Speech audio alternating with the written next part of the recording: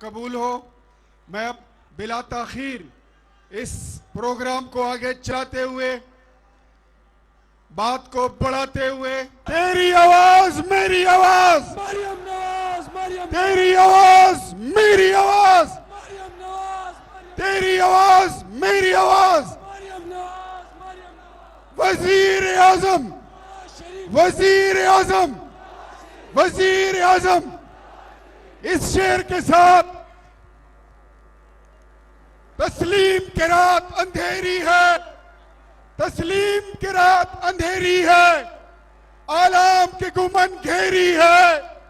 तेरा तन जख्मों से चूर बहुत, तेरा दिल गम से रंजूर बहुत। ए काबा दिल, ए माबद जा, तुझे जख्मी छोड़ के जाऊं कहां। तेरे जीते जी इन शहरों पर, इन खेतों पर आसेब की जर्दी छाए क्यों, तेरे नैन कवल मुरझाए क्यों।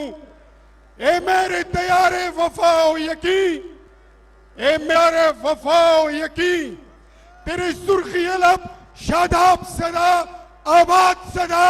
सर रख देंगे हर पत्थर पर, दिल रख देंगे हर डाली पर। हम आंच न आने देंगे कभी इस खाक की खुश इकबाली पर। मरियम नवाज शरीफ।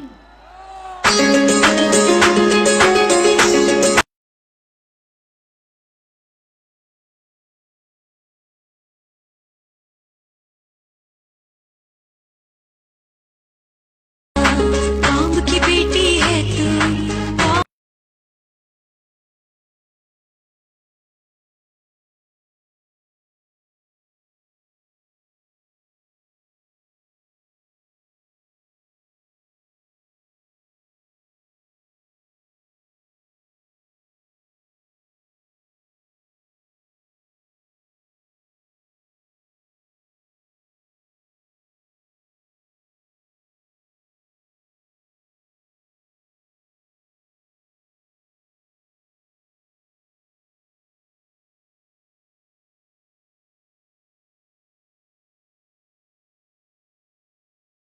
सजने बिसज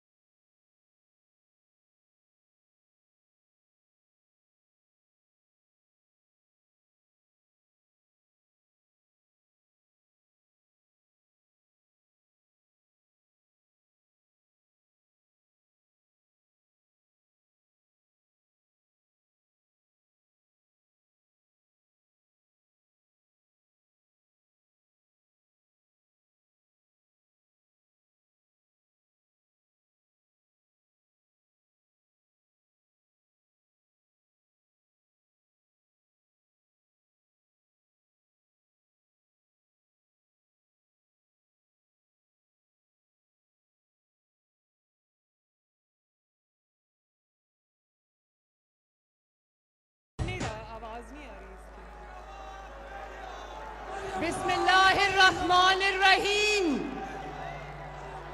इसलिए वाला चल नहीं रहा, चल रहा।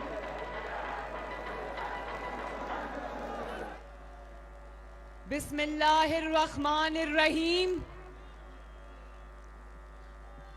जनाब अमीर मकाम साहब मुर्तजा जावेद अब्बासी साहब, शाहिद खाकान अब्बासी साहब, एहसन इकबाल साहब, जमादा सवाद पुख्तुनो, रोरियानो, खोरियानो, आओ मशरानो, अस्सलाम अलैकुम। रागे रागे रागे रागे राले राले तासु सिंगाए खै नवाज शरीफ मोया देगी।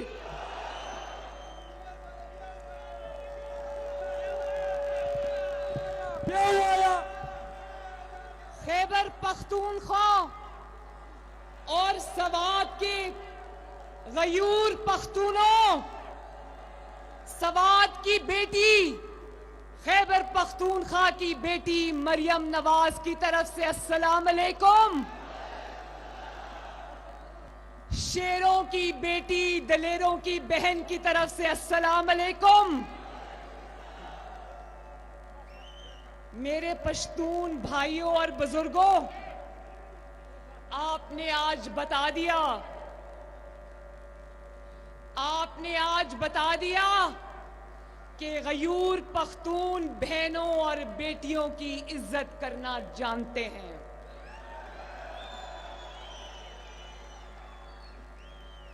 बहनों और बेटियों के सर पर इज्जत की चादर रखना जानते हैं। ये जाली हुक्मरानों की तरह नहीं, जो बाप के सामने से बेटी को गिरफ्तार करते हैं,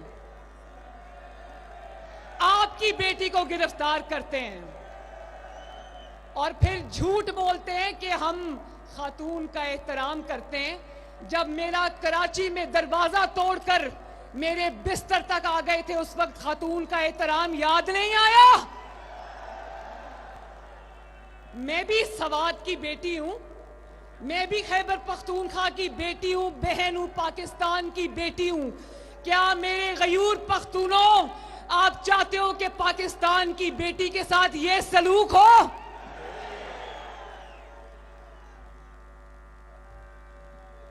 और गाली नहीं, गाली नहीं।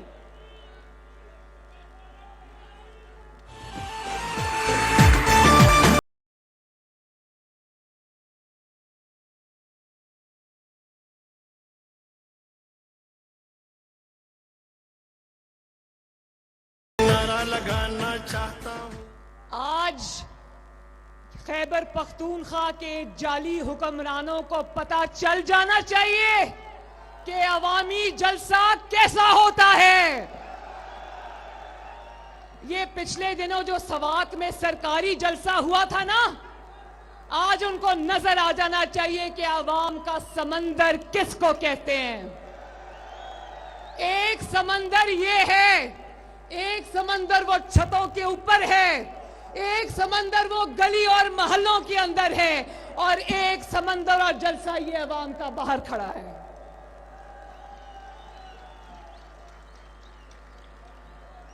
मेरे सवात के भाइयों बहनों, गयूर पख्तूनों, मुझे ये बताओ कि माओ बहनों बेटियों के कमरों के दरवाजे तोड़ने वालों के बारे में आप क्या कहते हो?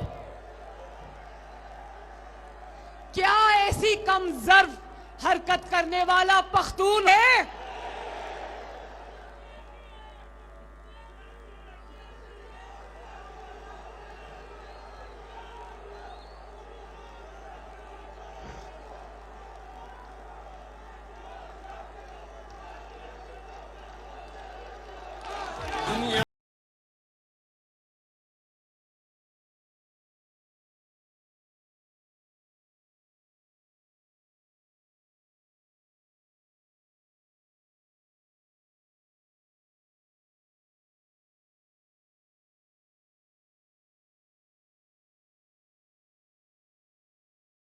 मालाकंड डिवीजन के मेरे गयूर भाइयों बुजुर्गों, मुझे ये बताओ, क्या इस किस्म के घटिया जबान बोलने वाले लोग आपकी नुमाइंदगी के अहल हैं?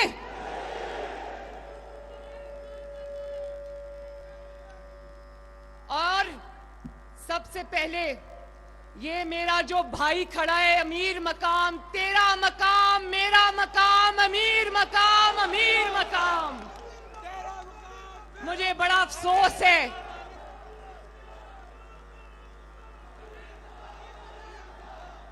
खैबर पख्तूनख्वा का अब एक ही मकाम है, उसका नाम है अमीर मकाम। इन्होंने आज से 4-5 साल पहले जब मुझसे पहली मुलाकात की वजीर आजम हाउस में, जब मियां साहब प्राइम मिनिस्टर थे, तो इन्होंने कहा कि मुस्लिम लीग नून अब मेरी जमात है, मैं घर बैठ जाऊंगा ये, लेकिन नवाज शरीफ को नहीं छोड़ूंगा। और उसी की सजा उनको मिली। मुझे बहुत अफसोस है कि इन कमजरफों ने इनके 20 साला बेटे इशफाक अमीर मकाम को गिरफ्तार किया और आज उसके साथ इतना जुल्म हुआ कि वो बच्चा अपना जो ज़हनी तवाज़न है वो बिगड़ गया उसका। शर्म आनी चाहिए आप सबको। जो इतना कम ज़र्फ है कि सियासत की लड़ाइयां घरों, बेटियों और बच्चों तक ले जाए, उसको उठा के खैबर पख्तूनख्वा से बाहर फेंक दो।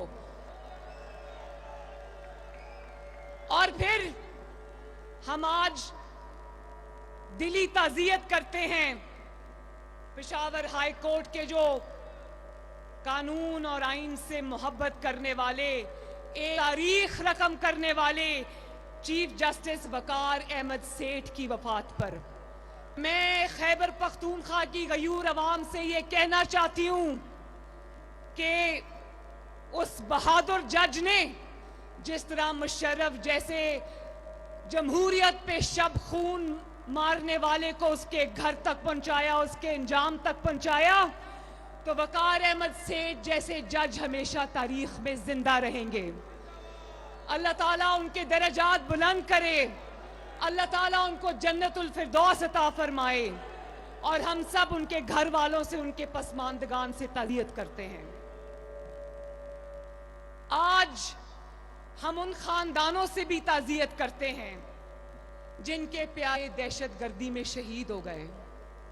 पेशावर में जो अभी ये कुछ दिन पहले होने वाला मदरसे के ऊपर जो खुदकुश हमला था या जो दहशतगर्दी का हमला हुआ, उसमें जितने बेगुनाह शहीद हो गए, हम उन सब के दर्जात की बुलंदी के लिए भी दुआ करते हैं।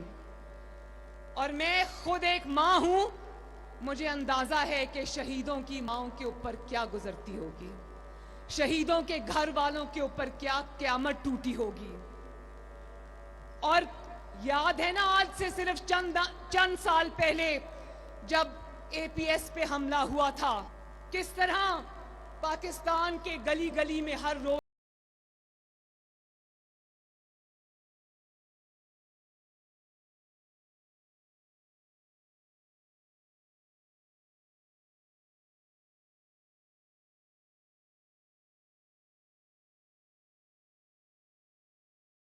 बहुत कुर्बानियां देने के बाद निकला था। दहशतगर्दी भी पाकिस्तान तकसीम था। आपके लीडर मोहम्मद नवाज शरीफ ने अपनी सियासी इख्तलाफात और दुश्मनियां बुलाकर उन्होंने मुल्क की खातिर दहशतगर्दी की जंग में कौम को यकजा किया और दहशतगर्दी की लानत से अल्लाह ताला के फजलो करम से कौम को निजात दिलाई। और आज हमारे सर पे एक ऐसा नालायक, ऐसा नाअहल सिलेक्टेड हमारे सरों पर मुसल्लत है जो कि हसद और इंतकाम का मारा हुआ शख्स है। उसको एहसास नहीं कि 22 करोड़ अवाम की जिम्मेदारी सिलेक्टेड ही सही उसके कंधों पर है।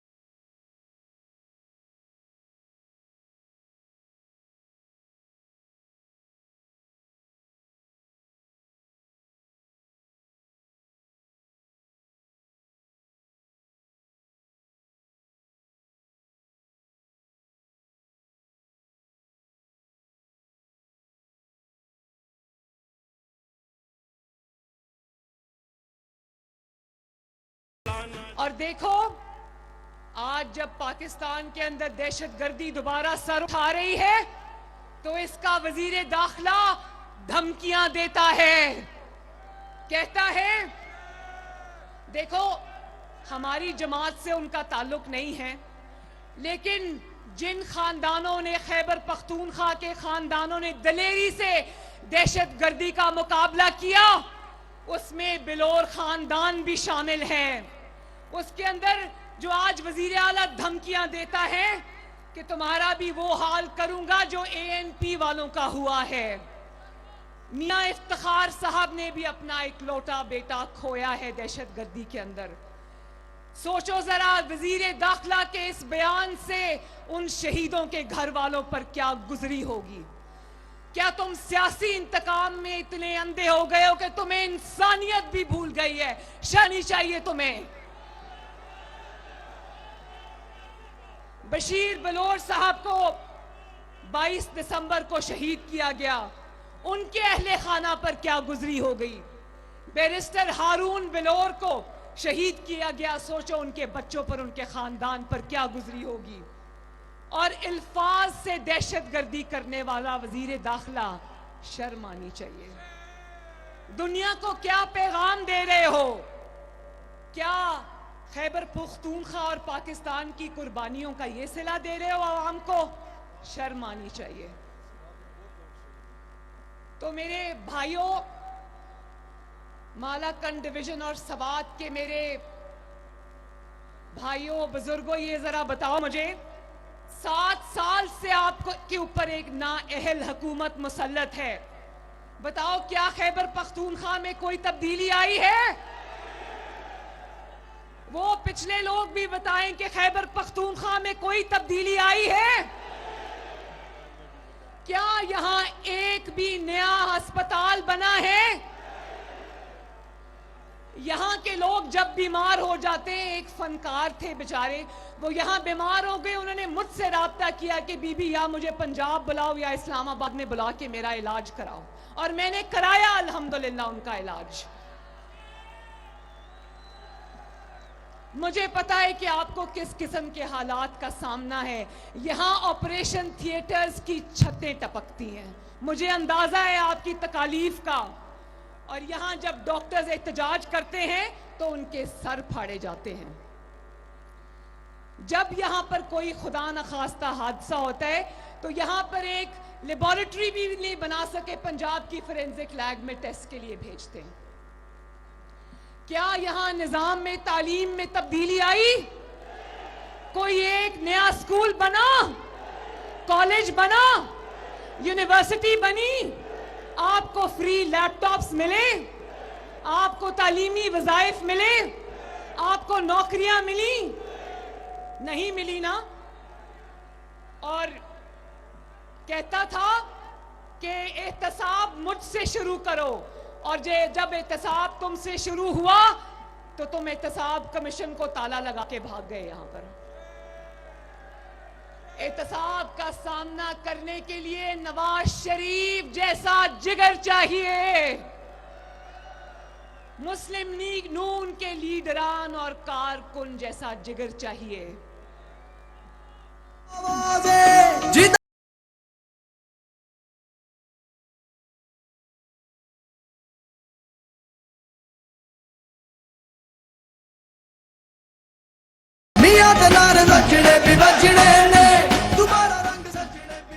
मालम जब्बा स्कैंडल को जानते हो ना? और कहां है वो बिलियन ट्री सुनामी? क्या आपको बिलियन ट्री, क्या 10 दरख्त भी कहीं लगे हुए नजर आते हैं? वो दरख्त यहां के ऑडिटर जनरल को नजर आए, उसने रिपोर्ट में लिखा कि उन दरख्तों और पौधों में ये करोड़ों और अरबों रुपए खा गए। ये वो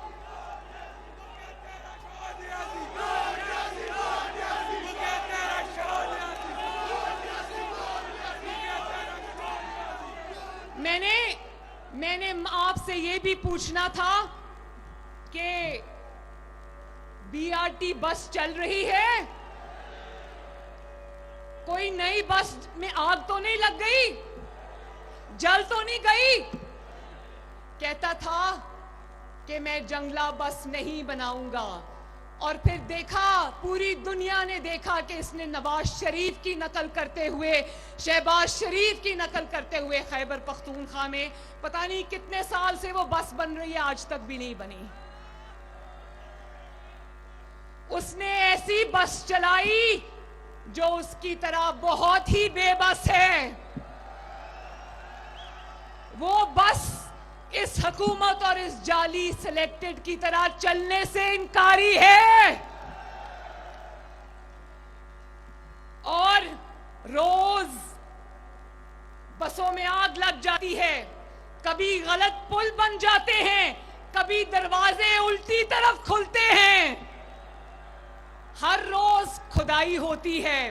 कभी खबर आती है कि चोर सरिया उठा के ले गए, कभी खबर आती है कि चोर सामान उठा के ले गए। दावा था कि 10 रुपए की टिकट होगी। आज बीआरटी का किराया 100 रुपए से बढ़ाकर 250, 250 रुपए कर दिया गया। कहता था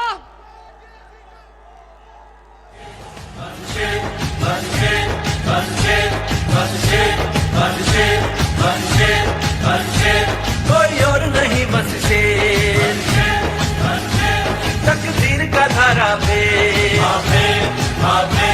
कोई और नहीं बस शेर, तकदीर का धारा कहता था 8 अरब में मेट्रो बस बनाऊंगा।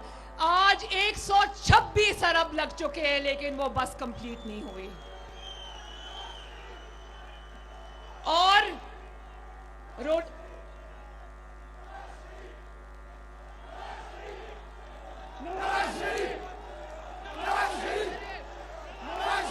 क्या नारा लग रहा है, क्या नारा लग रहा है?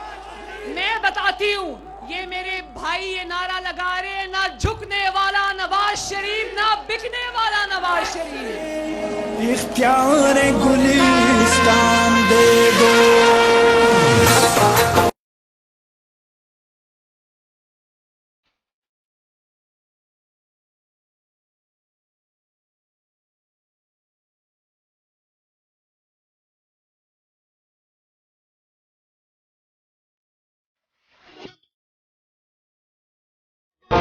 दुआएं देता है वतन का हर गरीब, दुआएं देता है वतन का हर गरीब। हमारे सबके दिलों की धड़कन नवाज शरीफ, हमारे सबके।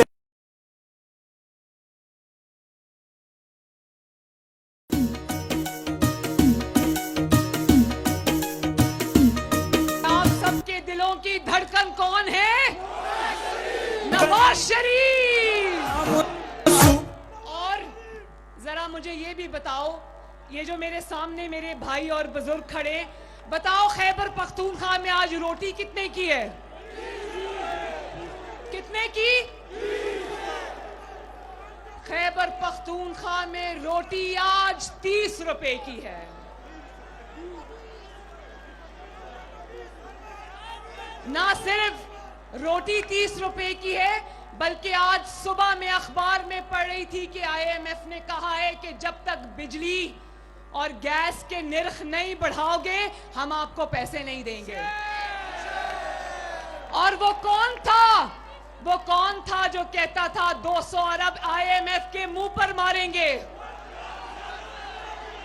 और आज आईएमएफ आपको आज रोज मुंह पे थप्पड़ लगा रही है।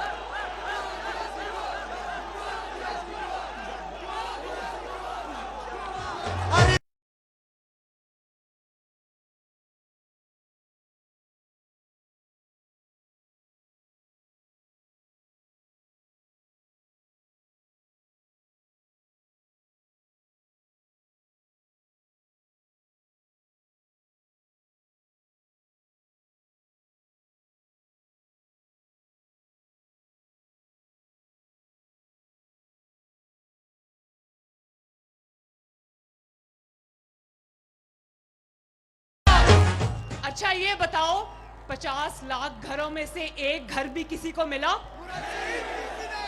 1 करोड़ नौकरियां जो होनी थी, उसमें से एक नौकरी भी किसी को मिली? देखो, आटा कंट्रोल से बाहर, बिजली की कीमतें कंट्रोल से बाहर, गैस की कीमतें कंट्रोल से बाहर, चीनी की कीमतें कंट्रोल से बाहर, दवाई की कीमतें कंट्रोल से बाहर, कपास और फसलें कंट्रोल से बाहर, डॉलर कंट्रोल से बाहर, गैर मुल्की कर्ज कंट्रोल से बाहर, और 18 अरब का कर्जा रोजाना लिया जा रहा है। मेरे भाइयों, मुझे बताओ कि एक ईंट भी लगी खैबर पख्तूनख्वा में?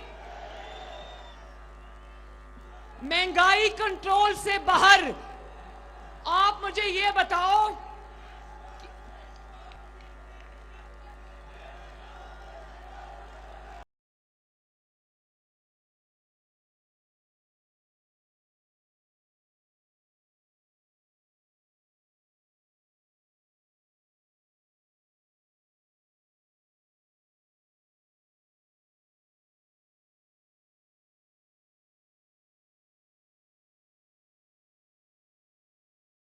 अच्छा तो अवाम के ऊपर तो बस नहीं चलता, अवाम के मसाइल पे बस नहीं चलता, बस एक ही चीज पे चलता है कि नवाज शरीफ और मरियम नवाज और मुस्लिम लीग नून को इंतकाम का निशाना कैसा बनाना है, ऑपोजिशन को कंट्रोल कैसे करना है। महंगाई कंट्रोल नहीं होती, लेकिन दिन रात और रात से सुबह तक सिर्फ एक ही मंसूबा बनता है कि मुस्लिम लीग नून और शेरों को कंट्रोल में कैसे करना है।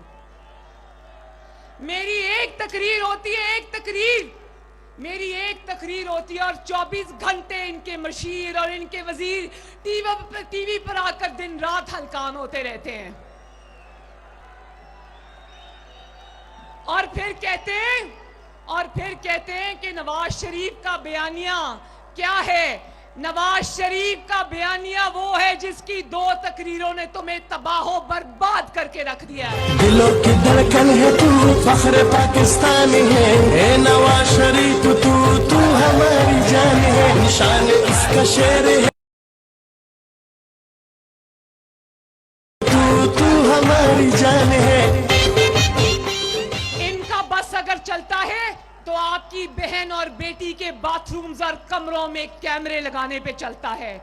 अगर कैमरे लगाने का इतना ही शौक है तो जरा नैब की अदालतों में कैमरे लगाओ और अवाम को दिखाओ कि तुम्हारा असल मकरू चेहरा क्या है, किस तरह तुम अपने मुखालिफों पे झूठे इल्जाम लगाते हो।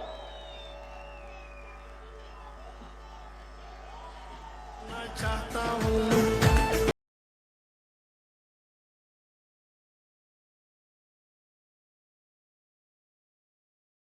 एक नारा लगाना चाहता। और इसका मेरे भाइयों बुजुर्गों एक ही इलाज है पाकिस्तान की सारी बीमारियों का। पाकिस्तान को आज लाहिक बड़े बड़े मसाइल का एक ही इलाज है कि इस इमरान खान और इसकी जाली हुकूमत को घर भेजो और इस मुल्क में फ्री एंड फेयर नए इलेक्शंस कराओ। अवाम के हकीकी नुमाइंदों को उनका इख्तियार वापस करो और अवाम को उनका मैंडेट दो। और देखो, मैं इदारों को कहती हूं कि इमरान खान के पीछे से हट जाओ, क्योंकि मेरे सवात के भाइयों, हम इदारों से नहीं टकराना चाहते। इदारों को भी चाहिए कि अवाम के साथ ना टकराएं। अवाम और इस जाली हुक्मरान इमरान खान के दरमियान में से हट जाओ। जब तुम इसके पीछे से हट जाओगे तो मैं आपको यकीन दिलाती हूं कि इमरान खान की जाली हुकूमत 24 घंटे की मार नहीं है इंशाअल्लाह।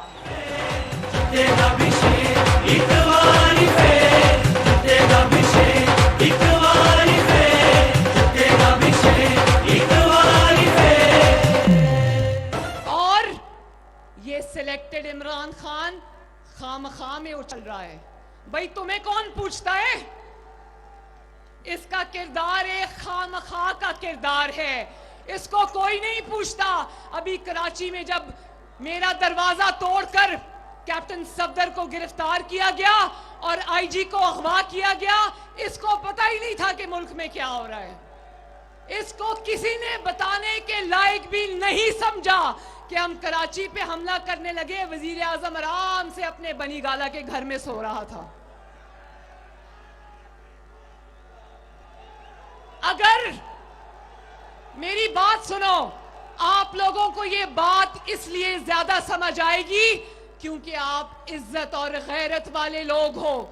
लेकिन अगर ये वाकया मेरे साथ हुआ होता और मेरे पास इस मुल्क का इख्तियार होता तो जितनी जिल्लत उस दिन मुझे उठानी पड़ी मैं इस्तीफा इनके मुंह पर मारती, क्योंकि मेरे बाप ने मुझे सिखाया है कि उस रिज़्क से मौत अच्छी जिस रिज़्क से आती हो परवाज में कोताही। ऐसी जिल्लत और ऐसी रुसवाई और ऐसी बेइज्जती से चुप करके बनी गाला में मुंह छुपा के बैठ जाना बेहतर है। और आखिर में मैं खैबर पख्तूनख्वा के अपने अवाम को एक मैसेज देना चाहती हूं। मेरा दिल करता है कि खैबर पख्तून के अवाम इस दफा शेर को वोट दें। उसकी वजह ये नहीं है, बखुदा उसकी वजह ये नहीं है कि मैं चाहती हूं कि यहां मुस्लिम लीग नून की हुकूमत हो। उसकी वजह सिर्फ ये है कि मैं चाहती हूं कि सवात और पेशावर और खैबर पख्तूनख्वा के सारे शहर लाहौर की तरह तरक्की करें। यहां भी लोगों को जबरदस्त सड़कें मिलें, यहां भी लोगों को मोटरवेज मिले। नवाज शरीफ ने हजारा मोटरवे बना दी कि नहीं बना दी?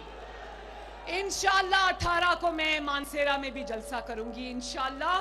और मैंने देखा है कितनी खूबसूरत हजारा मोटरवे बनी है। मेरा दिल करता है कि पेशावर और खैबर पख्तूनख्वा के हर शहर में लाहौर जैसी तरक्की हो। खैबर पख्तूनख्वा के हर शहर में लाहौर और पंजाब की तरह जबरदस्त अस्पताल बने और बड़े बड़े कॉलेजेस बने, यूनिवर्सिटीज बने और जबरदस्त किस्म का निज़ाम तालीम यहाँ राइज हो। मेरा दिल करता है कि खैबर पख्तूनख्वा के बच्चों को लैपटॉप्स मिले, उनको बेहतरीन तालीम मिले, यहाँ के लोगों को सेहत की सहूलतें मिले। मेरा दिल करता है कि आपको महंगाई कम हो और आपको सुकून की नींद सोना नसीब हो।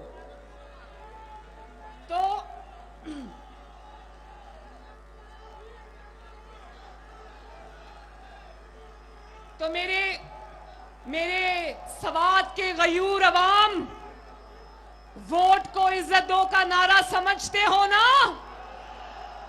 नवाज शरीफ का बयानिया समझते हो ना? पता है ना नवाज शरीफ क्या कह रहा है? वोट को इज्जत दो की तहरीक का सबसे बड़ी फतह यह है कि इस तहरीक ने दूध का दूध और पानी का पानी कर दिया है। आज गुजरावाला से लेकर कराची तक, कराची से लेकर कोयटा तक, कोयटा से लेकर गिलगित बल्तिस्तान तक और गिलगित बल्तिस्तान से लेकर आज सवात तक पूरा पाकिस्तान ये जान गया है कि जब वोट को इज्जत नहीं मिलती तो पाकिस्तान में तबाही आती है, पाकिस्तान में गुर्बत आती है, पाकिस्तान में महंगाई आती है, पाकिस्तान में लाकानूनियत आती है। अभी अभी आपको पता है मेरे भाइयों, मैं अभी कल रात को पहुंची हूं खैबर उधर गिलगित बल्तिस्तान में 8 दिन मुस्लिम लीग नून की इलेक्शन कैंपेन करके। और आप लोगों ने टीवी पर देखा होगा कि किस तरह अवामी समंदर था हर जलसे में। माशाअल्लाह मुझे समझ नहीं आई कि इतनी अवाम गिलगित बल्तिस्तान के जलसों में किस तरह आ गई। मुझे वहां के लोगों ने बताया कि कभी गिलगित बल्तिस्तान की तारीख में इतने बड़े बड़े जलसे किसी के नहीं हुए। तो ये लोग जो गिलगित बल्तिस्तान के दूर के गांव में भी जहां ना फोन है ना इंटरनेट की सहूलत मौजूद है, वहां भी लोग जानते हैं कि नवाज शरीफ का बयानिया क्या है। वहां पर एक कारकुन ने मुझे कहा, 5 घंटे दूर गिलगित से एक जगह थी, गांव था, वहां के एक कारकुन ने मुझे कहा कि हमारी बहन, हम मरते दम तक आपका साथ देंगे, लेकिन आपने अपने बयानिए से पीछे नहीं हटना। तो मैं पाकिस्तान मुस्लिम लीग नून के शेरों, दलेरों और कारकुनों का शुक्रिया अदा करती हूं कि उन्होंने क़यादत को मजबूर किया कि वह असूल पे डटे रहे और खड़े रहे। जिंदाबाद।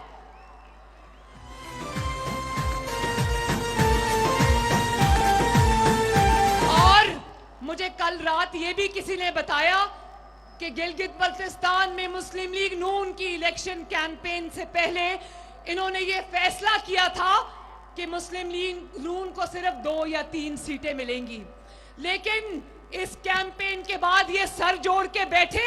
मेरे जलसों में 5-6 की तादाद इनकी खुफिया एजेंसी के लोगों की भी होती थी।